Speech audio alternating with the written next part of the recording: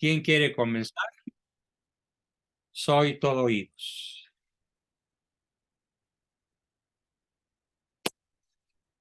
Adelante. Andrea. Sí, profesor, buenas noches. Hola. Gracias. Gracias por refrescar mi memoria. Sí, yo lo tengo anotado de esta clase que también vi hace tiempo, de sus videos. Pero ahorita me salta una pregunta. Eh, Tenemos fija una postura, pero ¿podemos irla cambiando a lo largo de la vida? ¿O de repente por algún trauma o algo podemos cambiar? La postura existencial puede cambiar, pero solo en situaciones extremas. Una crisis, un divorcio, la muerte de un ser querido, un accidente grave, una enfermedad grave o incurable. También puede irse afinando o puede irse empeorando con la edad, con la experiencia. La experiencia puede llegar a dar tal acumulación de datos a la persona que la obliguen a cambiar su postura existencial. Pero es como... Es el caso, por ejemplo, te cuento una experiencia personal. Hace algunos años me tocó conocer a un terapeuta norteamericano en una reunión donde él dio una experiencia, donde él dio una charla a mexicanos migrantes en Los Ángeles. Y yo me acerqué a saludarlo y a darle las gracias. Y cuando me vio y ya platicamos unos minutos, me dijo, oye, pero ¿de qué nacionalidad eres tú? No creo que seas mexicano. Le dije, soy mexicano por varias generaciones. ¿Sí? El que tenga predominancia de sangre criolla no me hace menos mexicano. Ay, es que yo creía que todos los mexicanos eran medio analfabetos y prietitos. En ese momento cambió su juicio. ¿Sí? Y tenía como 60 años, ¿no? ¿Cómo es Pero que posible que a los 60 años no se haya cambiado ese juicio? eso, no se ha dado cuenta, ¿no? Porque el juicio paranoide es de los más difíciles de quitar. ¿Sí? Y el depresivo, El depresivo necesita alguien que lo auxilie, alguien que le tienda la mano, alguien que lo jale. Necesita alguien como en la película de Pretty Woman o en la película de My Fair Lady, que le haga ver su belleza, su inteligencia, sus grandes dotes, sus grandes cualidades, porque él solito, el depresivo, ¿de dónde no se puede. agarra? Es muy Y, y, difícil sin ayuda que un depresivo pueda cambiar. ujú. Y nos dijo que más o menos se empieza a formar, ya a tomar forma a los 3, 4 años. ¿Sí? Con los Es, dichos de papá y mamá. ujú, A ver, la semana que, no, el miércoles, pasado mañana, ujú, vamos a ver cómo se forman las posturas existenciales. y ya. O sea, ¿dónde está la semilla? ¿Cómo vamos creando en nuestros hijos la semilla que puede llegar a ser un árbol frondoso, que dé flor, fruto y sombra a muchas personas? O puede llegar a ser un huizache, espinoso y venenoso, en donde además sabemos que son los lugares favoritos de las serpientes cascabel, ¿no? ¿Sí? Todo depende de los mensajes primitivos que recibe. Lo veremos en detalle, pero anticipando un poco mi respuesta, son las personas, bueno, todos hemos pasado por la experiencia parenteral de que nos dicen, eres muy listo, te pareces mucho a tu papá, tan inteligente, te pareces mucho a tu mamá, tan bonita, o al revés, eres un menso, eres un pobre cruce de pana con conejo, no sabes lo que dices, todo te sale mal, ni forma de ayudar, no hay ni cómo ayudarte. La postura existencial entonces está muy relacionada con el carácter que vamos desarrollando. Con más bien que con el carácter, con la personalidad. Con la personalidad. Por eso se dice personalidad paranoide. Ah, ok. Por eso se dice personalidad maníaco-depresiva, personalidad realista, personalidad depresiva, personalidad maníaca, porque la postura existencial es lo más definitorio en la forma de ser de un ser humano. Listo. Ya está. Ya, profesor, gracias. Muy bien, Andreita. Tenemos a Jorge Luis y luego a Liz Ordaz. Adelante, Jorge, pero regálanos tu imagen, ¿no?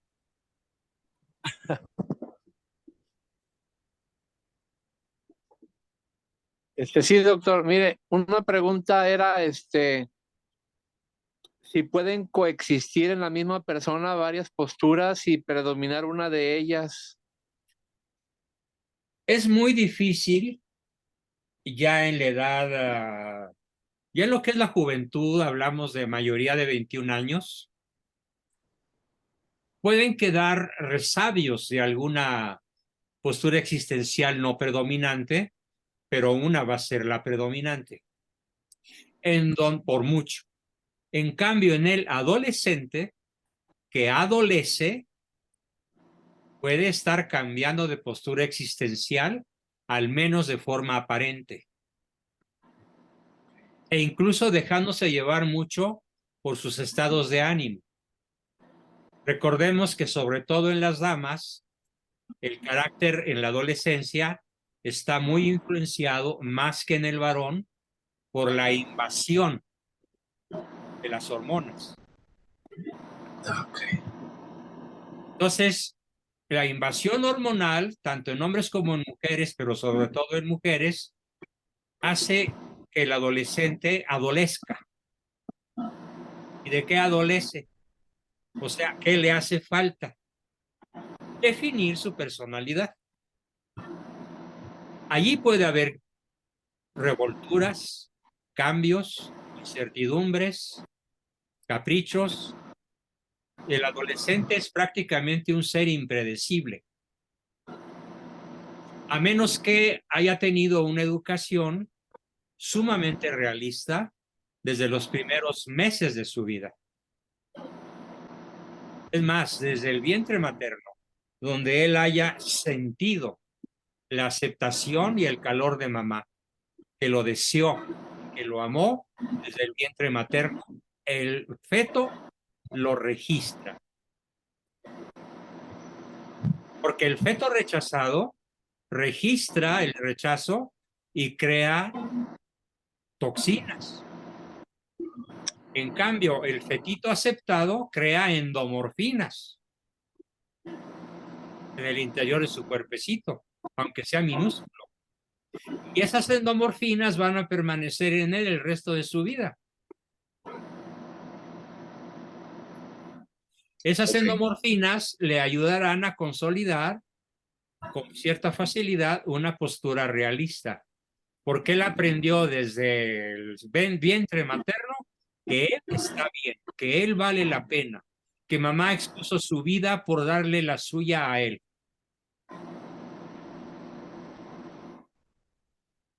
Okay. Bien importante. Correcto. Gracias, doctor. ¿Alguna otra pregunta?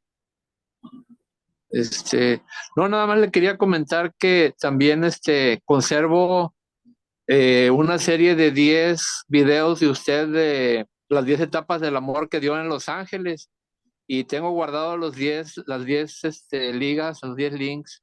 Ah, qué bien. Formidable, qué bueno. Bueno, pues algún día, espero que no muy lejano, tocará con mis grupos platicarles de los 10 niveles del amor para que consoliden Ajá. su relación conyugal o de Así noviazgo. es, doctor. Está. Bien, Gracias. excelente, súper. Gracias a ti.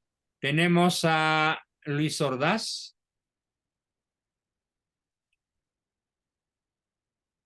Adelante, Luis. Mm, Buenas noches, doctor. Mi pregunta es muy relacionada con mi hijo Jorge Luis. Es con una experiencia, ¿no? En la preparatoria, había ocasiones que en la materia pues me iba mal, ¿no? Con el examen y las tareas. Entonces, pues yo decía, no, pues me va a ir mal. Y yo imagino que el profe pues tenía ahí lástima, ¿no? Y me ponía el 8 o el 7, ¿no? Entonces llegué a tener una postura o un pensamiento sobre que, bueno, si yo pienso que me va a ir mal, me puede ir mejor. Y como que adopté esa postura y quería hacer la pregunta, ¿qué tipo de postura sería esa? Bueno, y obtuviste mejor calificación. Sí, y agarré la idea de, no, pues me va a ir mal y terminaba yéndome mejor de lo que pensaba. Entonces ya me perdí, no sé dónde quedó la bolita. ¿Cuál es tu pregunta? Sí, ¿qué tipo de postura? Porque yo veía una realidad, ¿no? O sea, me fue mal en el examen, me fue mal en las tareas y yo decía, no, pues voy a reprobar. Pero a lo mejor por el profe me ponía una calificación mayor y Bueno, adopté. ya entendí. El profesor te ayudó a cambiar tu postura existencial Sí, sin saberlo. pero la pregunta es sobre la postura que adopté después de eso. Era de que agarré la idea de que si yo pensaba que me iba a ir mal en cierta materia, terminaba yéndome mejor. ¿Me permite opinar, doctor? A ver si Yo pienso que ese es un TOC. un trastorno Yo obsesivo. pienso que es un TOC. Sí, sí, porque él está atribuyéndole al hecho de que él piense que le va a ir mal para que le vaya bien. Y yo pienso que ese es un TOC.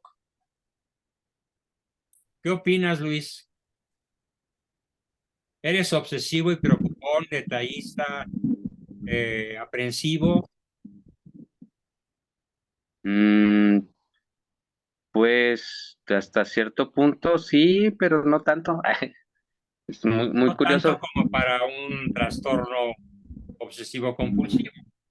No, pues más bien veía la realidad, ¿no? Mi realidad, pues me fue mal en un examen, pero sí adopté esa idea extraña de que si me va mal, si pienso que me va mal, me puede ir mejor.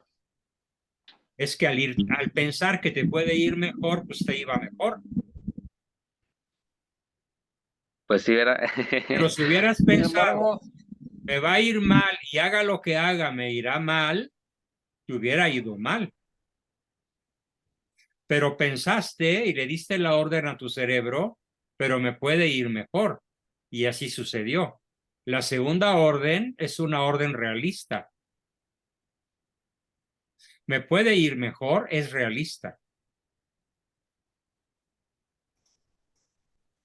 Y finalmente predominó la postura realista porque te fue mejor. Ok, y yo siento, sale. doctor, que al darle poder a la primera frase de decir me va a ir mal, él le está dando poder a algo que no lo tiene. Y ahí Sí, es pero le donde yo dio más pienso que poder a la podría haber segunda, todo. si te fijas. Al final sí, porque lo estudiaba y pasaba bien. Exacto. Bien. Ok, Luis, gracias. Tenemos a Marta Cecilia y a Marifer. Adelante, Martita. Sí, profesor, buenas noches. Yo no alcancé a escribir la postura paranoide, o sea, no la supe diferenciar la paranoide con la depresiva. La postura paranoide se expresa de la siguiente forma. Yo estoy bien, tú estás mal, él está mal, el Oh, universo está mal. ujú. En términos técnicos. Y en términos académicos, perdón, en términos coloquiales, se expresa diciendo, yo nunca me equivoco, Mm, siempre tengo la razón, o como me dijo una vez un tipo que tenía una paranoia galopante: a ver, Juan Bosco, apréndete una cosa, yo nunca me equivoco. Y dio un manotazo sobre mi escritorio y se fue. Regresó 5 minutos después y me dijo: quiero hacer una corrección a lo que te dije. Ay, dije, este cuate ya le entró el Espíritu Santo. No, ¿qué creen que me dijo? Vengo a aclararte que nunca me equivoco, pero me equivoqué una vez que creí haberme equivocado. Híjole, O sea, ni siquiera esa vez se equivocó. ni siquiera esa vez se equivocó. Estábamos hablando de por qué sus hijas, sus 2 hijas, eran lesbianas. Mm, Y según él nunca se había equivocado en ninguna medida educativa hacia ellas. Y por supuesto que ellas le echaban la culpa de todo a él, porque además ya habían llegado a una edad en la cual su lesbianismo las había conducido a un permanente estado de amargura. wow. Porque cuando se actúa contra la naturaleza, no podemos recoger sino frutos amargos. No hay manera de que la naturaleza nos perdone. Dios nos podrá perdonar si nos arrepentimos, pero la naturaleza jamás. Y ni eso quiso él aceptar. Es por eso era un paranoico ambulatorio, ¿no? Ambulatorio quiere decir con 2 patas, ¿no? Y que se traslada de aquí para allá haciendo daño.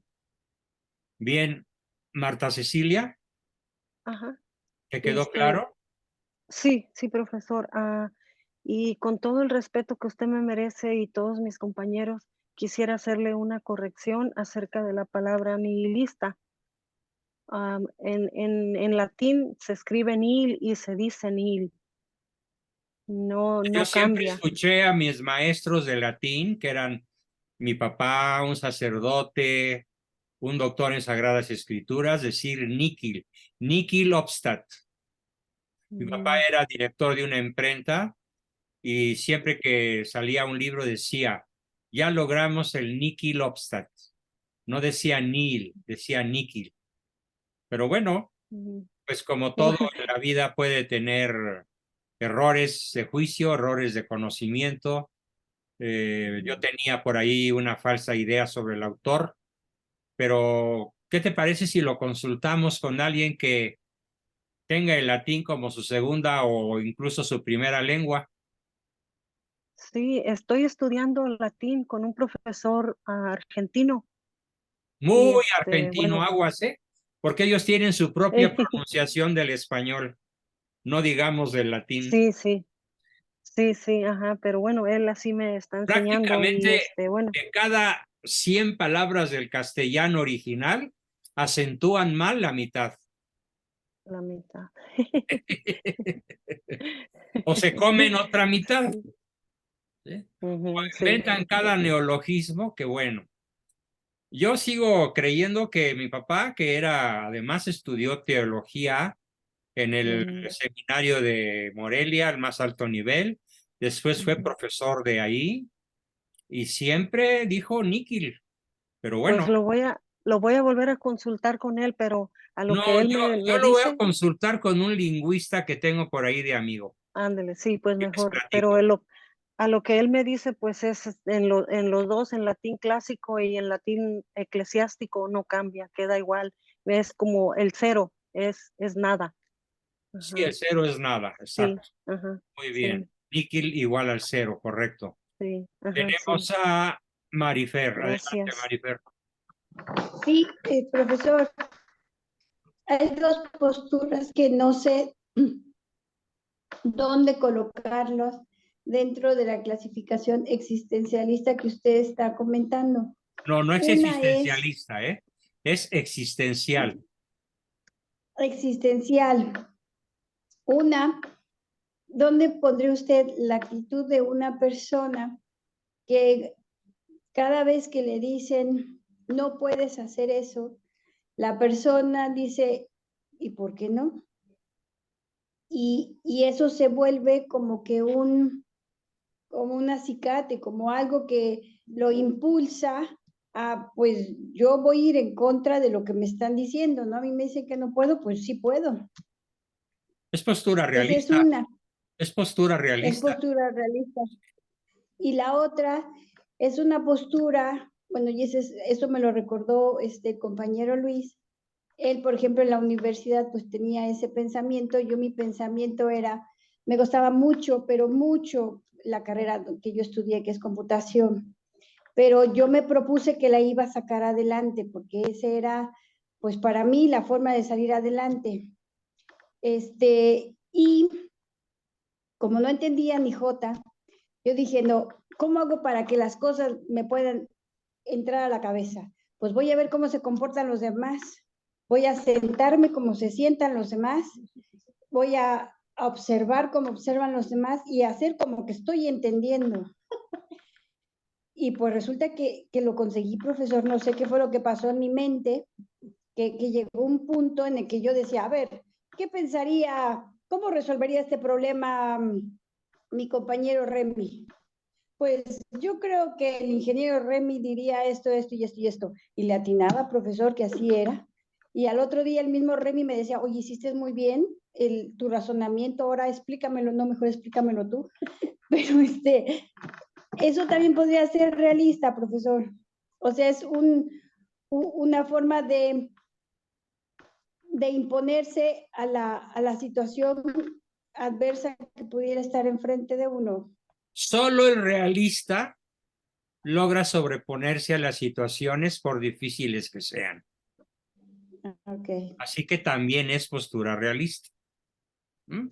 Muy bien, profesor. Quiero darle las gracias a Gracias. Ami, que nos aporta la respuesta correcta con una pronunciación es la eclesiástica y otra es la clásica. Y sí hay una gran diferencia. Además, no decimos anihilar o anihilación, sino aniquilación. Y por supuesto que a mí me gusta más, pues, la clásica. ¿Sí? Bien. Gracias, Marifer, ya te quedó claro. En ambos casos, tu postura, si te pasó a ti eso, es y fue realista. Muy bien. Gracias. Gracias a ti. Tenemos todavía la manita levantada de Luis Freddy y de Roselena. Adelante, Luis Freddy. Doctor, buenas noches. Primero, Roselena, primero las damas, por favor. ¿Primero qué? Primero, Roselena, por favor. Ah, Roselena. Adelante, Roselena. Te está cediendo caballerosamente Gracias. la palabra Luis Freddy. Gracias. Bueno, maestro, me vino a la mente cuando yo estaba más chamaquita, tendría de haber tenido como unos 10 años. Mi papá nos llevó a unas albercas y yo siempre tuve deseos de meterme al hondo, pero pues no sabía nadar. Pero vi a una niña que traía un salvavidas y le dije, ¿me lo prestas? Y me lo prestó. Y me fui nadando hasta lo hondo y regresé y se lo devolví. Y le dije, muchísimas gracias. Me dijo, no, te lo regalo. En ese momento se me vino a la mente, jamás tengas vergüenza si te dicen una grosería, si se burlan de ti.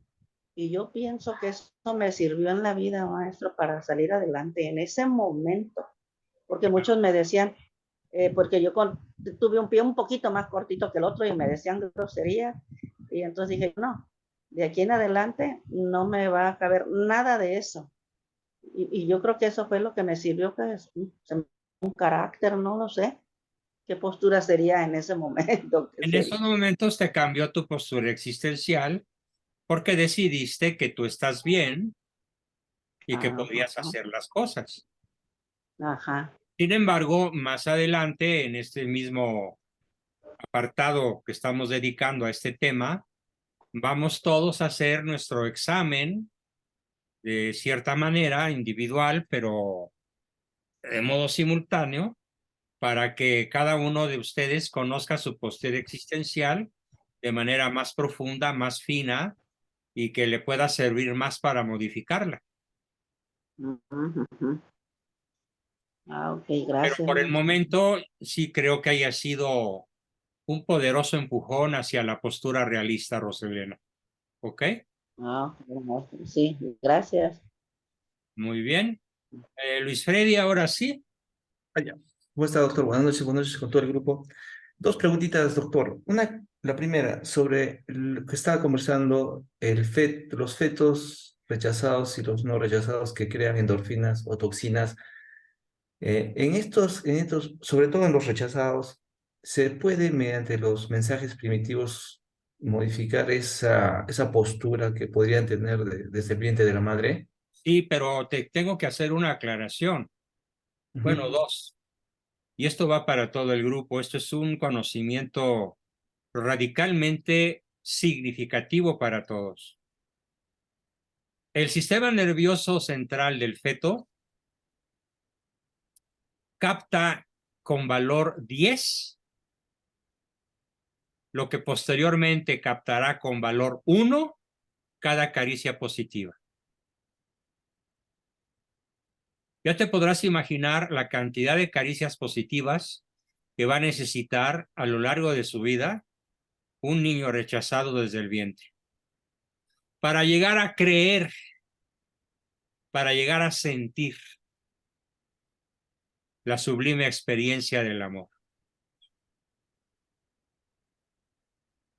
Incluso este dato del 10 por 1 también aplica en niños y en adolescentes. En adultos tal vez pueda darse un cierto empate, sobre todo cuando ya en la adultez o en la madurez tenemos la posibilidad de la reacción nula o de replicar con asertividad al agresor.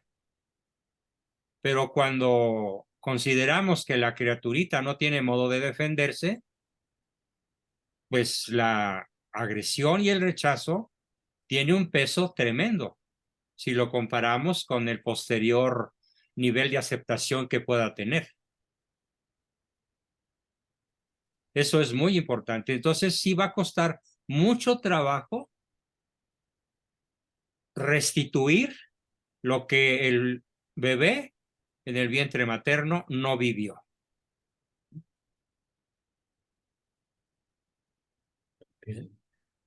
Ok, doctor. Y una consulta. Sí, En el tema de darles estos mensajes primitivos a los bebés, a los niños, obviamente que el decirle tú puedes, tú eres inteligente, y el hacerlo cuando están dormidos, por decir, en mi caso, yo cuando los acuesto y les doy la bendición a mis dos hijos, yo en la cabecita les digo, no, mi amor, yo te amo mucho, tú eres muy inteligente, tú lo puedes, tú puedes hacer cosas. ¿Eso ayuda, doctor, o es...? es una práctica muy saludable, porque el cerebro está, digamos, semiapagado. No está totalmente apagado, porque un cerebro totalmente apagado solo en la muerte. En el sueño, el cerebro está relativamente encendido, más que apagado. Entonces recibe los mensajes subliminales, los mensajes subsónicos o los mensajes afectivos del apapacho, de la caricia que le estés proporcionando. Felicidades por esa práctica. Ojalá todos lo hicieran con sus pequeños e incluso con sus seres amados ya en la cama matrimonial. ¿Sí? El subconsciente lo agarra, ¿no, doctor? El subconsciente lo graba. Lo graba. No lo agarra, lo graba. Una cosa más, doctor. Siempre he escuchado lo que decían unos amigos también, ¿no? Mejor, si vamos a ir a un examen o hacer lo que después, piensa que te va a ir mal y al final te va a ir bien. Esa es una postura que es una postura depresiva, entiendo yo.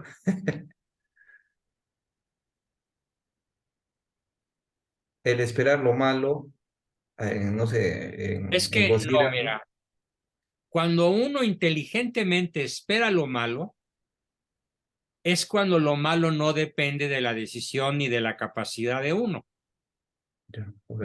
Ejemplo, acá en México, con mucha frecuencia, la indiada, bueno, perdón, los chairos, perdón por lo de la indiada, los chairos cierran la carretera, la autopista México-Cuernavaca en sus 4 carriles. Y uno nunca sabe cuándo lo van a hacer. Entonces, a veces mi esposa ha ido a Cuernavaca esperando lo peor, porque tiene que ir. ¿Y qué es esperar lo peor? Pues tener que hacer cola 4 horas, porque la carretera va a estar cerrada. Pero por fortuna nunca le ha pasado y siempre ha sucedido lo mejor. Pero lo mejor no dependió ni de su optimismo ni de más que de la realidad. En cambio, en un examen, ¿de quién depende el resultado? Excepto cuando el profesor es un barco o es un injusto. Pues de ti. Entonces, de nada sirve pensar que te va a ir mal para que te vaya bien, o pensar que te va a ir bien para que te vaya bien. No es cierto. La postura existencial dice, realista, te va a ir tan bien proporcionalmente tanto cuanto hayas estudiado. Porque ese resultado no depende del azar, depende de ti. ¿Bien? Ok, doctor, muchas gracias. Excelente. Tenemos a Pati García Alonso. Adelante, Patita. Hola, buenas noches. Hola. Tiene que ver con lo que acaba de preguntar, no recuerdo su nombre, el último que habló. ¿Recomienda usted libros sobre la ley de la atracción o no? No, Ok. no, para nada. Es Ujú. marca Patito. Ok. Es Entonces, psicología de supermercado.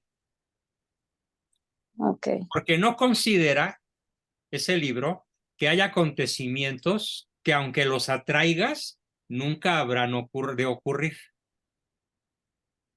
Y hay Ujú. acontecimientos que aunque los rechaces, fatalmente ocurrirán.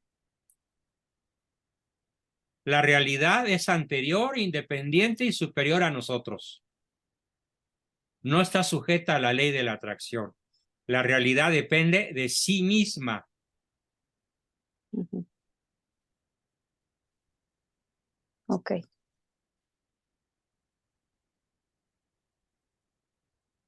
Bien, con eso Perfecto. espero haberte contestado. Tenemos a un último participante, Alejandro. Hola, buenas noches. La pregunta que se me ocurre, eh, yo sé de gente que de muy chicos, el papá les decía eso, eres un inútil, eres un burro, no sé, es más o menos. ¿Eso se puede revertir en la persona que sufrió esos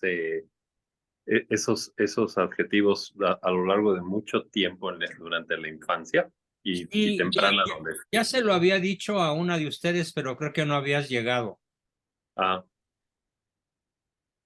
Sí, sí se puede, pero va a ser muy difícil. Sobre todo se puede en la adolescencia y se puede en los momentos críticos de la vida de cualquier adulto. Desde luego, en un niño, tú con mucha rapidez puedes modificar los mensajes negativos que haya recibido.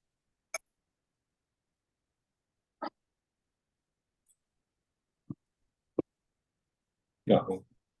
Por ejemplo, ayer tuve una sesión con una familia, papá, mamá y 2 hijitos casi adolescentes, en donde ellos dijeron, lo que no me gusta de mi papá es que siempre me dice que soy un burro. Y le dije, a ver, vamos a hacer un ejercicio. Ve a verte en el espejo y me dices qué ves. Y regresó y me dijo, pues vi una persona. Bueno, entonces no eres un burro. Comenzamos por ahí una discusión y terminó el papá pidiéndole perdón a su hijo. Y el niño terminó llorando de la emoción de la reacción del papá. Porque le expliqué al papá que las palabras matan. y le dije, tu hijo nunca será ontológicamente un burro, pero se podrá comportar como tal si tú se lo sigues diciendo.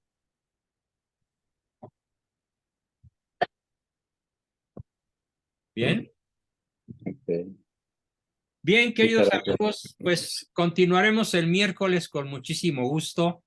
No quiero descalificar una intervención de Ricardo Méndez, pero Ricardo, te ruego volverla a poner, cópiala y vuélvela a poner en la sesión del miércoles para poderte contestar con toda la amplitud, porque hoy ya estoy a 1 minuto de mi hora de tope, de subirme a los brazos de mi reina, así que me despido de todo el mundo. Algunos le dicen el alto mando, pero yo le digo mi reina. ¿Sí? Bien. Muy buenas noches a todos. Espero escuchar su despedida y nos vemos puntualísimos otra vez, nuestros 63 participantes de hoy, el próximo miércoles para continuar con este apasionante tema. Bien. Buenas noches. Buenas noches, maestro. Buenas noches a todos. Buenas noches. Gracias a todos.